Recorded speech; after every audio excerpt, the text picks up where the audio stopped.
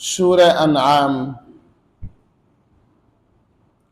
آیت نمبر 92۔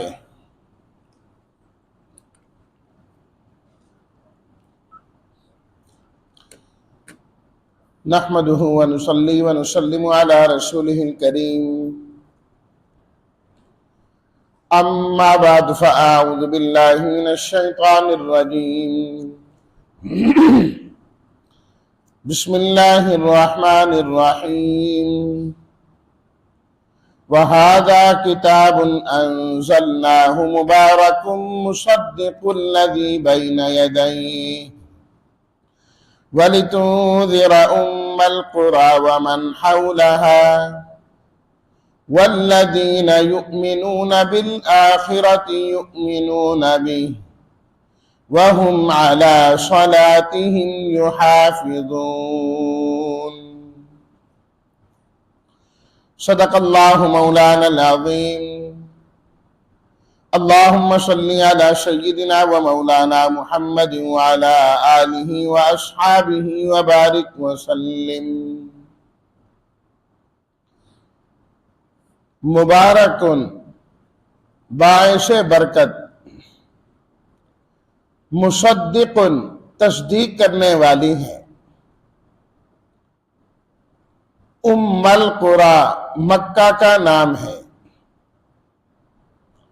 ومن حولہا اور ان لوگوں کو جو اس کے ارد گرد ہے۔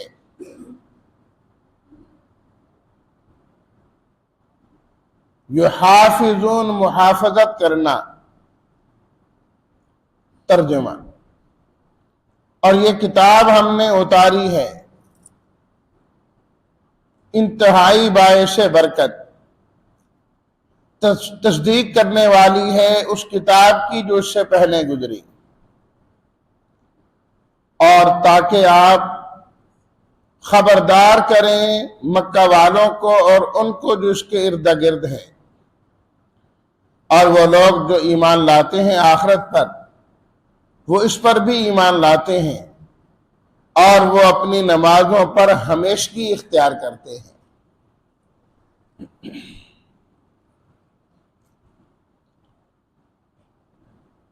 تورات کے تذکرے کے بعد اللہ تعالیٰ نے اس آیت میں قرآن مجید اور اس کی کچھ صفات کا بیان فرمایا۔ اہل کتاب کو یہ سمجھانے کے لیے کہ جس طرح تورات اپنے زمانے میں کتاب برحق تھی، اس کے اندر نور بھی تھا اور ہدایت بھی تھی، لوگوں کی رہنمائی کا ذریعہ بھی تھی، اسی طرح قرآن مجید آپ علیہ الصلاۃ والتسلیمات کے زمانے سے لے کر قیامت تک کے لیے رہنمائی کا اور ہدایت کا سب سے بڑا ذریعہ ہے۔ اس سے بڑا ذریعہ اس وقت کائنات میں اور کوئی نہیں۔ ان ھذا القرآن یہدی للتی ہی اقوم، یہ قرآن رہنمائی کرتا ہے اس راستے کی جو سب سے زیادہ درست اور سیدھا ہے۔ یہ رہنما ہے قرآن۔ چونکہ نبی کریم صلی اللہ علیہ وسلم ساری امت کے لیے، ساری قوموں کے لیے، سارے علاقوں کے لیے، سارے زمانوں کے لیے نبی بن کے آئے۔ آپ علیہ الصلاۃ والتسلیمات کو اللہ تعالیٰ نے معجزہ بھی وہ عطا فرمایا جو سب جگہوں کے لیے، سب قوموں کے لیے اور سب زمانوں کے لیے۔ یہ آپ کا معجزہ قرآن مجید کی صورت میں آج بھی موجود ہے۔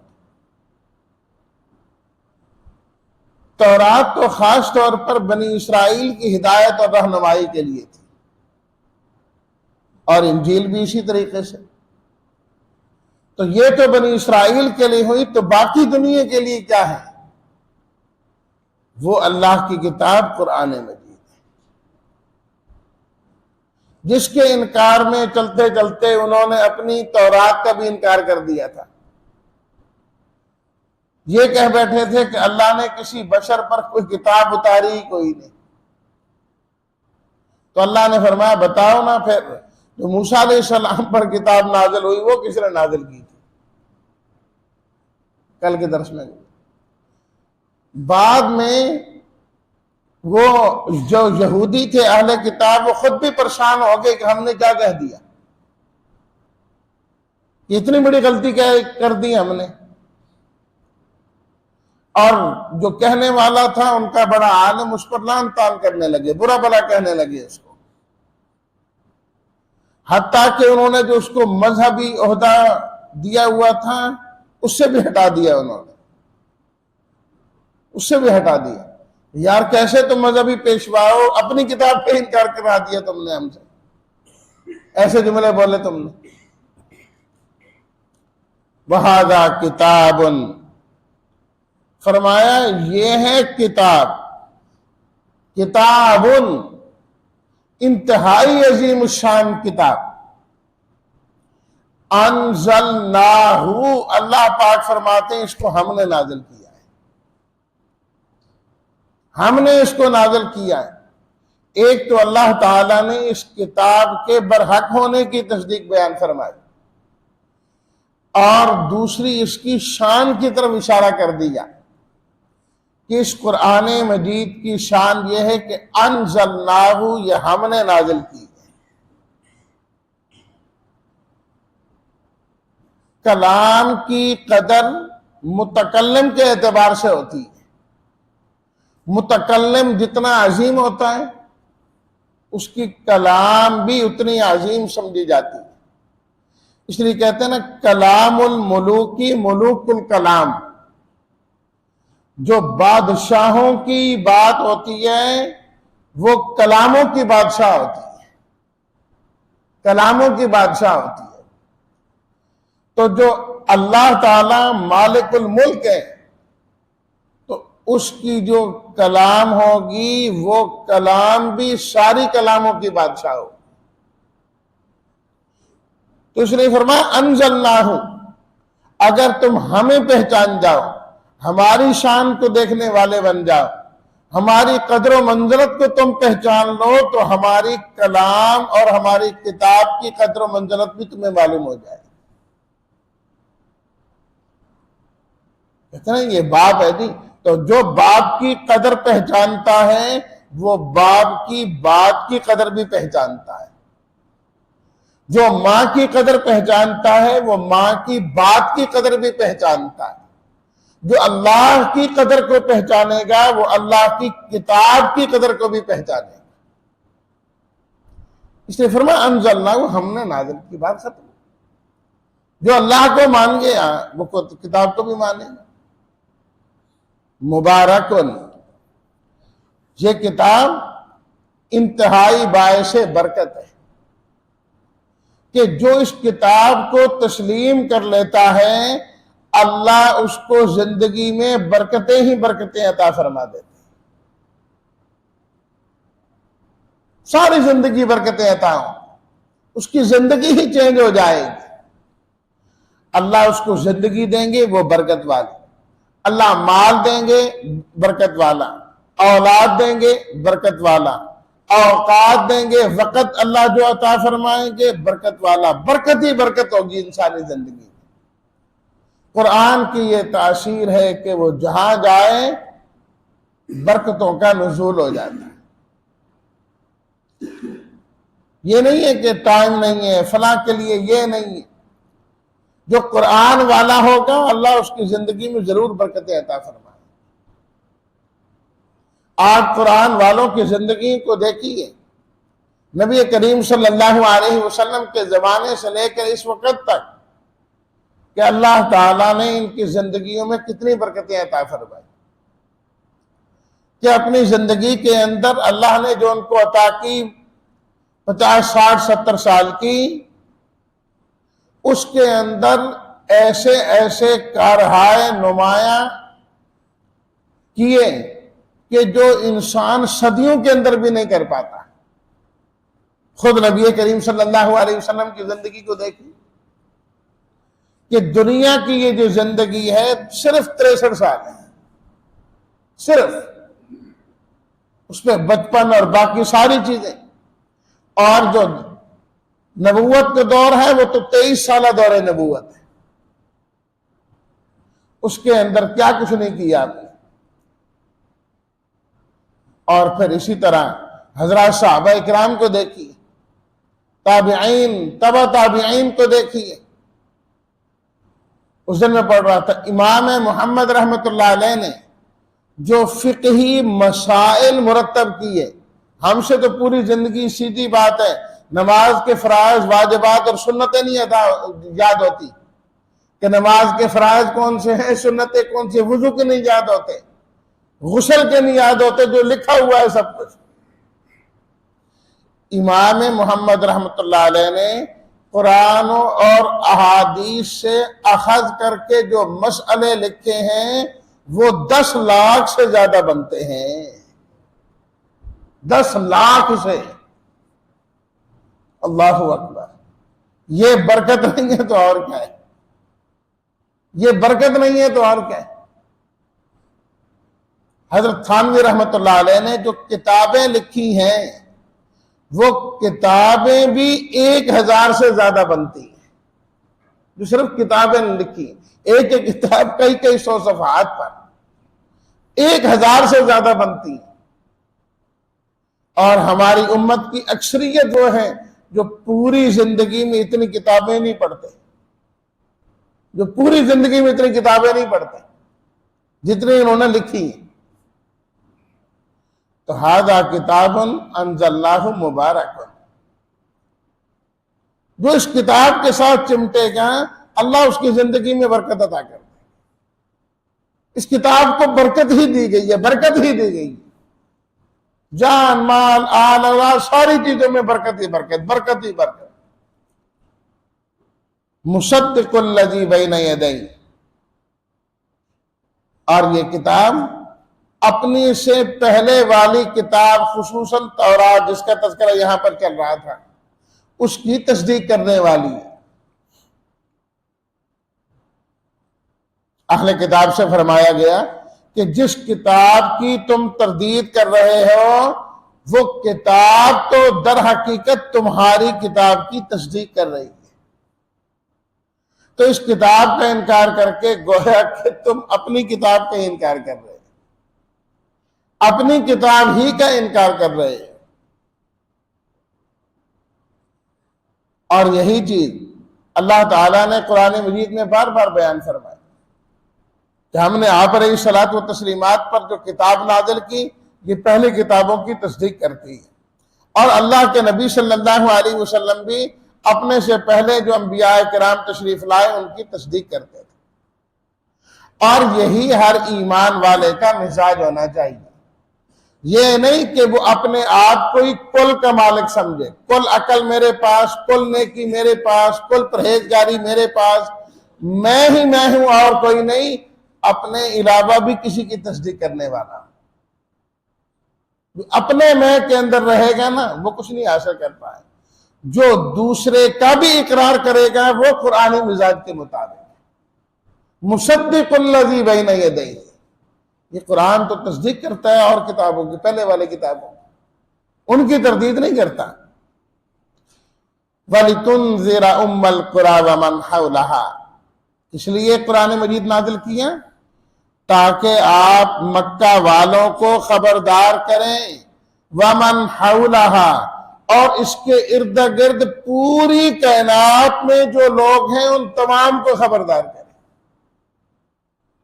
ساری انسانیت کو خبردار کرنا ہے، بتانا ہے کہ یہ زندگی حقیقی زندگی نہیں ہے، جو اس کے بعد آئے گی اصل زندگی وہ زندگی ہو، اس زندگی میں اس زندگی کے لیے محنت کرنا ہے اور کوشش کرنا ہے۔ یہاں پر اللہ تعالیٰ نے ام القریٰ کا لفظ ذکر کیا۔ ام کا لفظی معنی ہوتا ہے جڑ اور بنیاد، قریٰ کہتے ہیں بستی کو، ام القریٰ تمام بستیوں کی بنیاد اور جڑ، تاریخی روایات سے معلوم ہوتا ہے کہ جب اللہ تعالیٰ نے زمین کو بنانا شروع کیا تو سب سے پہلے جس زمین کو بنایا گیا وہ مکہ المکرمہ کی زمین ہے۔ اس لیے فرمایا وَلِتُنذِرَ أُمَّ الْقُرَىٰ، اور اسی طرح قرآن مجید میں اللہ نے فرمایا إِنَّ أَوَّلَ بَيْتٍ وُضِعَ لِلنَّاسِ، سب سے پہلا گھر، سب سے پہلا عبادت خانہ جو اس روئے زمین پر بنایا گیا لَلَّذِي بِبَکَّةَ، یہ وہی ہے جو مکہ المکرمہ میں، مکہ المکرمہ میں بیت اللہ۔ تو باقی سارے جو ہیں اس کی طرف رخ کر کے عبادت کرتے ہیں، تو اصل بنیاد تو وہ جگہ ہوئی نا۔ اس لیے فرمایا وَلِتُنذِرَ أُمَّ الْقُرَىٰ، کہ اصل جو بستی ہے جہاں سے آغاز ہے آپ ان کو ڈرائیں، وَمَنْ حَوْلَهَا، اور اس کے ارد گرد میں ساری کائنات، کہ آپ علیہ الصلوٰۃ والتسلیمات ساری کائنات کے لیے نبی، آپ کا قرآن اور آپ کا معجزہ بھی ساری کائنات کے لیے۔ وَالَّذِينَ يُؤْمِنُونَ بِالْآخِرَةِ يُؤْمِنُونَ بِهِ، قرآن مجید پر وہی لوگ ایمان لائیں گے جو آخرت پر ایمان لائیں گے۔ جو آخرت سے منکر ہیں عام طور پر وہ قرآن سے فائدہ حاصل نہیں کرتے، کیونکہ ان کے سامنے یہ ہے ہی نہیں کہ ہم نے یہ زندگی کوئی بامقصد زندگی گزارنی۔ وہ سمجھتے ہیں کہ ہم اس دنیا کے اندر آئے، کھائے پیے، کمایا، رہن سہن اچھا ہونا چاہیے، اور یہ چیزیں بس اس کے مطابق چلے، اللہ اللہ خیر سب۔ جس کا یہ عقیدہ ہو کہ مرنے کے بعد کی زندگی ہے، اس کی تیاری کے لیے ہمیں اس دنیا کے اندر بھیجا گیا ہے، تو وہ انسان خود بخود تلاش کرے گا کہ وہ تیاری کا کیا طریقہ ہے جس کے مطابق میں نے اپنی زندگی گزارنی۔ جس کو یہ ہونا کہ میں نے امتحان دینا ہے، تو وہ بھی کس چیز کا امتحان ہوگا، کون سی کتاب کا ہوگا، وہ کتاب تلاش کرے گا، باقی سب چیزیں دیکھے گا، اس کے مطابق وہ آگے چلے گا۔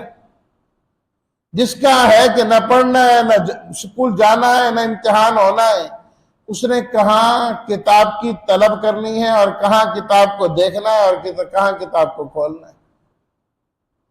اس لیے حقیقی طور پر فرمایا جتنا آخرت پر ایمان مضبوط ہوگا، آخرت پر یقین ہوگا، وہی انسان قرآن سے اتنا ہی مستفید ہوگا، اتنا ہی فائدہ حاصل کرنے والا ہوگا۔ وَهُمْ عَلَىٰ صَلَاتِهِمْ يُحَافِظُونَ، قرآن سے فائدہ حاصل کرنے والوں کی فرمایا ایک علامت اور ایک نشانی یہ بھی ہے کہ وہ پابندی کے ساتھ ہمیشہ نماز پڑھا کرتے ہیں۔ ان کی زندگی میں نماز ہوتی ہے۔ جن کی زندگی میں نماز نہیں، ان کی زندگی میں قرآن اور دین ہرگز نہیں آ سکتا۔ نماز یہ سب سے بڑی علامت ہے ایمان والے کے مومن ہونے کی۔ مشہور روایت کہ ایمان اور کفر میں فرق کر دینے والی چیز نماز ہے۔ کیا مطلب؟ مومن نمازی ہوتا ہے اور کافر نمازی نہیں ہوتا، بس واضح۔ اور حقوق اللہ میں سے قیامت کے دن سب سے پہلے جس چیز کے بارے میں سوال کیا جائے گا وہ نماز، سب سے پہلے۔ اللہ اکبر۔ جس کی زندگی میں نماز نہیں، اس کی حفاظت نہیں، یاد رکھیے نہ اس کا ایمان کامل ہے، نہ اس کا قرآن کے ساتھ تعلق ہے، نہ دین کے ساتھ تعلق ہے۔ اس لیے تو حضرت عمر رضی اللہ تعالیٰ عنہ نے اپنے تمام گورنروں کو خط لکھوائے، موطا امام مالک میں روایت موجود ہے، فرمایا ان اہم امورکم عندی الصلاۃ، میرے نزدیک تمہارا سب سے اہم کام نماز ہے، سب سے اہم کام نماز ہے۔ یہ نہیں کہ نماز کا وقت نہیں مل رہا، ہم نے فلاں کام کرنا ہے، فلاں کرنا ہے، ملنے والا آیا ہے، ہم نے انصاف بھی کرنا ہے۔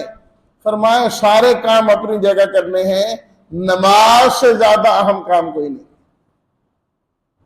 فرمایا کہ جو نماز کی پابندی کرے گا، نماز کا خیال رکھے گا، حضرت عمر نے فرمایا کہ میرے نزدیک وہ باقی کاموں کا بھی خیال رکھے گا۔ اور فرمایا کہ فمن ضیعھا فہو لما سواہا اضیع، جس نے نماز کو ضائع کر دیا اس نے باقی چیزوں کو بھی ضائع کر دیا۔ جو نماز کا پابند نہیں وہ باقی چیزوں کے اندر بھی کبھی درست نہیں ہو سکتا، ٹھیک نہیں ہو سکتا، اس کا دین ٹھیک ہو ہی نہیں سکتا۔ جس کی نماز ٹھیک ہوگی، اللہ اکبر، وہ غالباً کہیں پڑھا تھا مولانا الیاس صاحب رحمۃ اللہ علیہ کے بارے میں، کسی شخص کو انہوں نے دیکھا نا کہ وہ شیشے کا گلاس لے کے جا رہا ہے، پانی بھرا ہوا اس نے اور لے کے جا رہا ہے، وہ گلاس اس کے ہاتھ سے گر گیا، پھسل گیا، زمین پہ جا گرا اور ٹوٹ گیا۔ فرمایا او ہو اس بندے کو تو نماز میں اخلاص کی نصیب نہیں، نماز میں اخلاص نہیں ہے، توجہ نہیں ہے۔ لوگوں نے کہا یہ کیا بات ہے، گلاس ہاتھ سے گرا ہے اور آپ فیصلے اس کی نماز کے کر رہے ہیں۔ فرمایا بالکل، اگر یہ نماز میں توجہ کرتا، نماز میں اخلاص پیدا کرتا تو اس کے سارے کاموں کے اندر توجہ اور اخلاص ہوتا۔